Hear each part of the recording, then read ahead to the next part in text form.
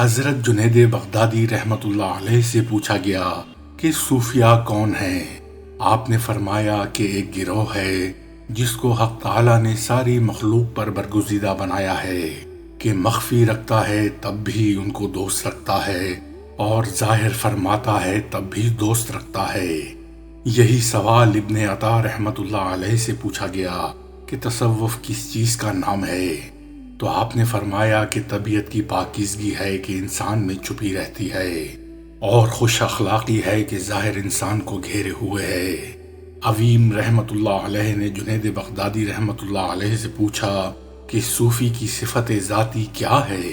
تو آپ نے فرمایا کہ بچو بچو اے ابا محمد، ظاہر کو لو اور صفت ذاتی مت پوچھو۔ مگر جب انہوں نے زیادہ اصرار کیا تو فرمایا کہ وہ ایسا گروہ ہے جس کو حق تعالیٰ کی معیت حاصل ہے، اور ان کی معیت کی حقیقت کو باجوز حق تعالیٰ کے کوئی اور نہیں جانتا۔ سہیل تستری رحمت اللہ علیہ نے فرمایا کہ تصوف نام ہے خدا تعالیٰ کے ساتھ ہونے کا، مگر اس طرح کہ اس کی معیت کو بجز حق تعالیٰ کے کوئی اور نہیں جان سکتا۔ صوفیاء کے اخلاق یہ ہیں: بردباری، تواضع، خیر خواہی و شفقت و ایذا کا برداشت کرنا، اور نرمی و احسان، اور دوسروں کے نفع کو اپنے نفس کے نفع پر ترجیح دینا، خدمت و الفت اور بشاشت و کرم اور جاہ و جلال کو خیر بات کہہ دینا، اور مروت و مردانگی، محبت و سخاوت، عفو و صلح اور سخا و وفا، حیا، تلطف، ہنس مکھ ہونا، اور سکینہ و وقار و دعا و ثنا اور خوش خلقی، اور اپنے آپ کو چھوٹا سمجھنا اور اپنے بھائیوں کی توقیر کرنا، مشائخ کی عظمت رکھنا، چھوٹوں پر مہربانی کرنا، دوسروں کے احسان کو بڑا اور اپنے احسان کو کم سمجھنا۔ سہیل تستری رحمت اللہ علیہ نے لوگوں سے سوال کیا کہ خوش خلقی کیا ہے؟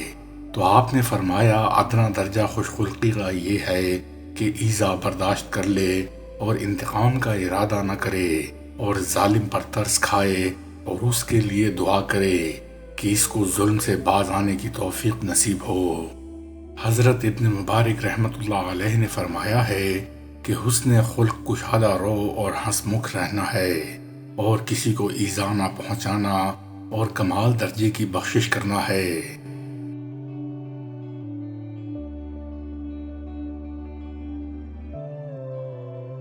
معرفت ہدایت ہے حق تعالیٰ کی طرف سے، اور اس کی دو قسمیں ہیں، ایک استدلالی اور دوسری شہودی۔ استدلالی تو یہ ہے کہ دنیا کی چیزوں کو دیکھ کر واجب الوجود تک رسائی ہو، اور یہ درجہ علماء راسخین کا ہے کہ نشانیوں سے ان کے خالق کی طرف سے راستہ پاتے ہیں، اور در حقیقت یہ معرفت بھی اسی کو حاصل ہوتی ہے کہ جس پر کچھ غیبی امور کا کشف ہو چکا ہوتا ہے، کہ اشیاء ظاہری و باطنی دونوں سے وجود پاک پر استدلال قائم کر سکے، کیونکہ حق تعالیٰ نے جس طرح عالم ظاہر کو معرفت کی دلیل بنایا ہے، عالم باطن کو بھی اسی طرح دلیل معرفت بننے کے لیے پیدا فرمایا ہے۔ بس جو شخص فقط عالم ظاہری سے استدلال کر سکتا ہے اور عالم باطن سے نہیں کر سکتا، اس کا استدلال ناقص ہے۔ مثلا نفس کے اس کی ایک طرف ظاہر ہے اور دوسری طرف باطن، بس جو شخص ظاہر نفس سے استدلال کرے اور باطن نفس نہ لا سکے، اس کی دلیل دونوں شق میں ناتمام رہی، بلکہ باطن نفس میں بیکار اور معطل رہی، اور وہ دلیل جس میں تعطل ہو واقعی میں دلیل نہیں۔ اگرچہ ظاہر نفس سے ہر ایک استدلال ہو سکتا ہے،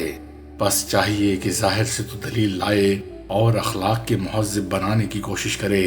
تاکہ عالم ملکوت اس پر کھل جائے۔ بس جو شخص غیر مفید کاموں میں مشغول ہوا تو توفیق الہی اس کی توفیق نہیں رہی، اور معرفت الہی اس کے نصیب میں نہیں، چونکہ وہ حظوظ نفس میں کمر بستہ ہے، اس لیے حق تعالیٰ نے اس کو دور ڈال دیا اور یہ اپنے اوصاف قدیمہ کے مشاہدے سے محروم بنا دیا۔ دوسری قسم معرفت شہودی بدہی ہے کہ فکر کے بغیر پہلی ہی نظر میں حاصل ہوتی ہے۔ چنانچہ حق تعالیٰ فرماتا ہے کیا تیرا رب کافی نہیں کہ وہ ہر چیز پر شاہد ہے، اور یہ درجہ اہل مشاہدہ صدیقین کی معرفت کا ہے۔ اور اس میں آثار و قدرت کے باطن سے اشیاء پر استدلال ہوتا ہے۔ چنانچہ بعض مشائخ نے فرمایا ہے کہ ہر چیز سے پہلے میں نے حق تعالیٰ کو دیکھا، اور اس کی معرفت کا نام یقین اور احسان ہے کہ اشیاء کا علم خالق سے حاصل کرتے ہیں، نہ کہ خالق کا علم اشیاء کی مخلوقہ سے۔ مروی ہے کہ حضرت داؤد علیہ السلام پر وحی آئی کہ اے داؤد، جانتے بھی ہو میری معرفت کیا ہے؟ انہوں نے عرض کیا، اے رب، نہیں جانتا۔ حکم ہوا کہ وہ قلب کی حیات ہے۔